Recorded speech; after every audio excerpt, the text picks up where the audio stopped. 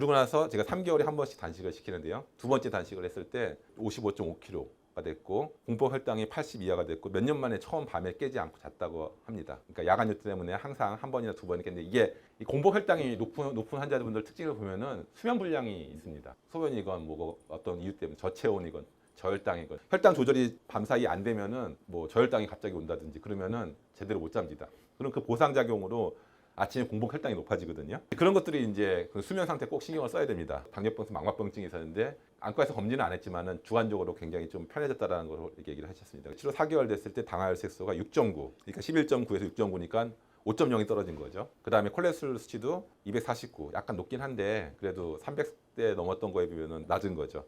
4개월 만에 이렇게 확확 좋아질 수 있는 것입니다. 이게 어떤 당뇨약으로도 이렇게 좋아질 수 없는 거죠. 근데 이제 문제가 있습니다. 당뇨 환자들 치료보면 많은 변수가 있는데요. 생활 습관을 바꿔주려고 하면 1년 정도는 걸리는데 저희가 예상하지 못한 변수들이 자꾸 생깁니다. 저희가 어쩔 수 없는 그런 일들도 생기게 되고 이분 같은 경우는 이제 베트남 여행, 코로나 때문에 못 갔던 베트남 여행을 가자 가족들이 그래서 갔는데 당연히 여행 가면은 저희가 하는 게 뭐예요? 맛있는 거 먹는 거잖아요. 아무리 안 먹는다 하더라도 원래 자기가 하던 루틴이 깨질 수밖에 없죠. 이분이 이제 해산물이 안 맞는 분이에요. 체질이에요. 베트남은 이제 해산물 요리가 많잖아요. 그래서 해산물을 먹으니까 이제 공복 혈당이고 식후 혈당이고 엄청나게 상승하는 것입니다. 저희가 수치가 좋아졌을 때 안심하면 안 됩니다. 왜냐하면 아직 췌장은 재생을 아직 다 안 했거든요. 췌장이 재생하는데 한 1년은 걸리기 때문에 그 기간 동안은 철저히 아무리 혈당이 낮아도 조심하셔야 되는 것입니다. 그런데 이제 한 가지 특이할 거는 다른 가족들은 다 코로나에 걸렸는데 자기만 안 걸렸다고 합니다. 한국에 와서 격리하고 다른 가족들 돌봐주는데 자기가 안 걸렸기 때문에 또 그것 때문에 신경 쓰고 힘들고 하다 보니까 혈당이 또 이제 조절이 잘 안 되는 그런 문제가 있었습니다. 지금은 제가 치료하고 있지 않는데 왜냐하면 자기가 치료법을 다 알았다 이렇게 얘기를 하시더라고요. 이 자연요법 좋은 게 뭐냐면은 환자가 병원과 의사와 약에 의존하지 않는 것입니다. 이렇게 한 번 한 3개월, 4개월 정도 교정해주면서 자기 생활 습관을 딱 이렇게 갖추게 되면은 그 후로는 다른 사람에게 약에 의존하지 않고도 자기 스스로 치료를 할 수 있게 되는 것입니다. 그래서 이분께서는 내가 해보겠다, 꼭 열심히 하시라라고 하고 약속하고 아직 안 오고 있어서 팔로우업을 하지 못하고 있는 상태입니다. 그래서 이제 여기서 봤듯이 조심해야 될 게 믹스 커피, 견과류도 사실 좋긴 한데 너무 많이 드시면 안 되고요. 과일, 당분이 높은 과일을 조심하셔야 됩니다. 고구마도 건강식이라고 해서 좋아하시는데 고구마도 올리고 귤 종류 당연히 올리고 떡은 혈당에는 안 좋습니다. 그다음에 이런 대봉씨 하나가 밥 한 그릇의 열량을 가지고 있다고 하니까요. 조심하셔야 됩니다. 이제 술. 그래서 이 당뇨 환자분들 예방하거나 치료할 때 주의할 점들 제가 정리를 해봤습니다. 과일은 아까 살펴봤던 것처럼 사실은 원래 과일은 건강에 좋지만은 지금 현재의 과일은 조심하셔야 되는데 원칙이 껍질까지 먹어야 된다. 그리고 식전에 먹어야 된다. 저희가 디저트라고 해서 식후에 먹잖아요. 그러면 식후 혈당을 굉장히 올리게 됩니다. 그래서 식전에 먹어야 된다. 그리고 야생, 될 수 있으면 야생, 뭐 예를 들어서 뭐 오디라든지 머루라든지 다래라든지 산딸기 이런 것들 아니면 유기농으로 재배된 거 이런 것들을 소량만 먹어라. 사과 같은 경우라면 뭐 4분의 1 쪽만 먹어라. 이런 식으로 조금만 드시라고 제가 권하고요. 당연히 제가 술을 많이 즐기는 환자들은 제가 치료 못한다라고 얘기합니다. 술을 드시면서 당뇨 치료할 생각하시면 안 되고요. 그다음에 커피, 교감신경계를 흥분시키고 미네랄, 전해질을 많이 이제 배출시키기 때문에 커피는 당뇨 치료에 도움이 안 됩니다. 특히 믹스커피는 거기 들어가는 설탕이라든지 크림 때문에 혈관을 단단하게 하고 막고 이러기 때문에 믹스커피는 진짜 안 됩니다. 그다음에 탄수화물, 과도한 탄수화물, 밀가루, 액상과당, 떡, 고구마, 감자 이런 것들. 그다음에 자세 이상, 오래 앉아 있는 거, 다리 꼬고 있는 거 이런 것들 굉장히 안 좋고요. 수면이 불규칙한 경우에 공복 혈당이 상승시키는 그런 문제가 있고요. 결정적으로 이제 스트레스, 부정적인 마음, 화, 미움 이런 것들이 당뇨 치료에 방해됩니다.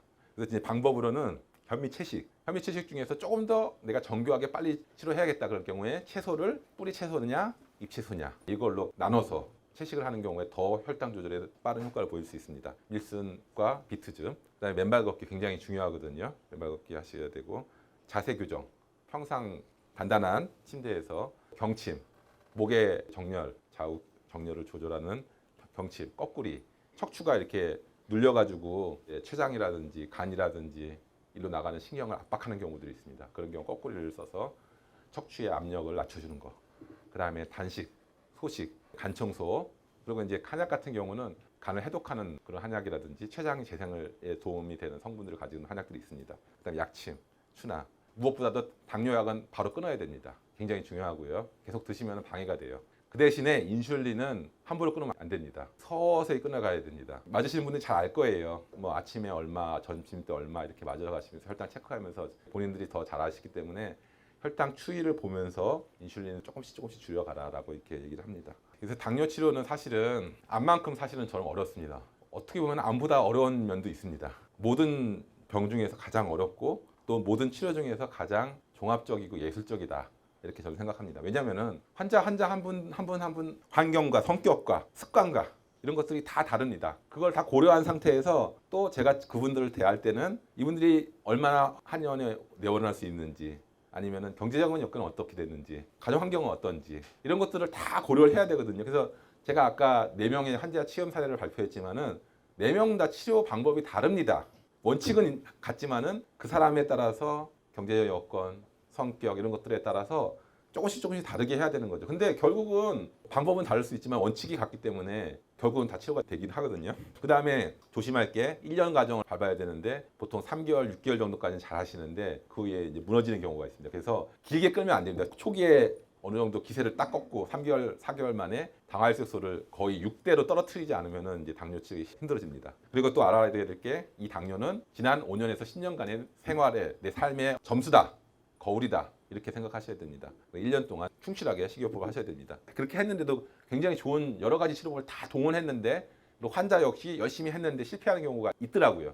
이런 경우에는 마음의 문제가 해결되지 않은 경우, 내가 어떻게 해볼 수 없는 가족 문제라든지 어떻게 해볼 수가 없잖아요. 나의 의지와 상관없이 가족 때문에 겪는 어떤 스트레스, 천륜을 끊을 수는 없잖아요. 그런 경우에 실패하는 경우들이 있더라고요. 그래서 이런 마음의 문제를 해결하지 않으면 당뇨 치료 안 됩니다. 그 다음에 고지혈증과 고혈압을 하겠습니다. 이 역시 조기검진이랑 치료를 많이 하고 신약도 개발되는데 역시 당뇨와 마찬가지로 환자는 계속 증가 중입니다. 제가 봤듯이 고지혈증을 특별히 막 치료하지 않는데도 당뇨 치료하다 보면 그냥 금방금방 치료가 다 됩니다. 2, 3개월이면 고지혈증은 다 치료가 됩니다. 고혈압도 마찬가지고요. 그리고 마찬가지로 생활습관병이기 때문에 생활습관을 교정해야 됩니다. 약만으로는 절대로 치료가 안 됩니다. 고지혈증의 이상 수치가 있고요. 2008년에는 10% 정도 되었는데 10년 지나니까 20%가 됐죠. 20% 이상이 됐죠. 이렇게 주기검진하고 맨날 1년에 2년에 한 번씩 건강검진하고 계속 그러는데도 고지혈증 환자가 늘어난다. 이상하잖아요. 이런 게. 한국보건의료연구원에서 연구를 했는데 스타틴 고지혈증 약을 장기간 고용량 복용했을 때 당뇨병 발병 위험도가 2.5배 이상 높아진다. 그래서 콜레스테롤을 떨어뜨리려고 하다가 보다 당뇨병이 생기는 경우가 많습니다. 환자들 보다 보면은 제가 고지혈증 약을 몇 년 먹었는데요. 그러다 보니까 혈당이 높아져서 당뇨약도 먹고 있어요. 이런 경우 굉장히 많습니다. 그래서 이제 고지혈증의 대표적인 약이 일부 진짜 몇 퍼센트 빼고는 다 스타틴을 계열을 쓰게 되는데요. 이 원리가 간에서 콜레스테롤 합성을 차단하는 그런 것 때문에 이제 콜레스테롤 수치를 낮추는 효과를 가지고 있습니다. 근데 이게 연구 결과 플라세보 군과 스타틴을 쓴 군의 차이가 얼마 안 난다. 불과 0.9%의 효과를 보이고 있기 때문에 스타틴을 처방하는 그런 꼴이 됩니다. 근데 부작용은 굉장히 많거든요. 그래서 100명 중 1명을 살리기 위해 처방하는 그런 문제가 있는데 고지혈증이면은 거의 대부분 전부의 환자에게서 스타틴을 쓰게 되는데 원래 적응증은 40, 50대의 남자 심장마비 환자 중에서 다시 재발을 하지 않게 하기 위해서 쓰는 것이 원래 개발된 목적입니다. 그래서 이렇게 전방위적으로 연세가 많으신 분들한테까지 쓰는 거는 사실은 문제가 있습니다. 왜냐하면 연세가 많으신 분들은 콜레스테롤이 사실은 필요하거든요. 콜레스테롤은 제자리에 있지 않기 때문에 문제지 원래는 우리 몸에 필수적으로 필요한 구성 요소입니다. 뇌라든지 신경 성분의 90%가 그리고 모든 세포막의 신경막의 재료가 콜레스테롤이기 때문입니다. 그리고 성호르몬, 비타민 D 전구 물질이고 담즙의 재료이고 그래서 혈관의 염증이 심해지면은 세포를 재생하기 위해서 우리 몸에서는 콜레스테롤 분비를 많이 하게 하는 거죠. 그러니까 보상적으로 많이 일으키는 거죠. 근데 이거를 해석을 혈관에 콜레스테롤이 많으니까 동맥경화라든지 혈전이라든지 이런 문제를 일으키니까 낮추어야겠다. 콜레스테롤 생기지 말게 해야겠다라고 하는 게 고지혈증 치료를 하고 있는 거고요. 이걸 해석할 때 아니 우리 몸에 콜레스테롤이 많이 필요해. 내 몸이 노화되고 약화되고 어디가 염증이 있어서 문제가 생겼어. 이걸 복구해야 돼. 그래서 몸에서 콜레스테롤 많이 만들어내야 돼. 이제 똑같은 현상을 가지고 이렇게 해석하는 저렇게 해석하는 거죠. 그래서 치료법이 달라지는 거죠.